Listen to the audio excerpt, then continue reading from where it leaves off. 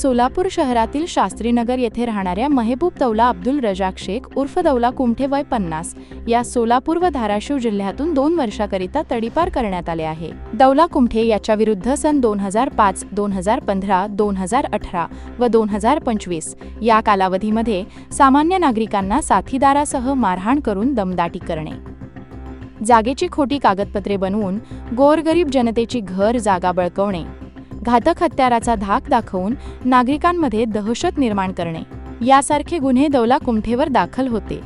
MIDC police ठाण्याकडून Maharashtra police अधिनियम 1951 कलम 56(1) ब अन्वये तडीपारचा प्रस्ताव पोलीस उपायुक्त परिमंडळ सोलापूर शहर यांच्याकडे सादर करण्यात आला होता। सादर केलेल्या प्रस्तावाच्या अनुषंगाने पोलीस उपायुक्त परिमंडळ विजय कबाळे यांनी तडीपारची कारवाई करत दौला कुमठे सोलापूर व धाराशिव जिल्ह्यातून 2 वर्षाकरिता तडीपार केले आहे। बंधुप्रेम न्यूज चॅनलला लाईक, सबस्क्राईब व बेल आयकॉन दाबायला विसरू नका। धन्यवाद।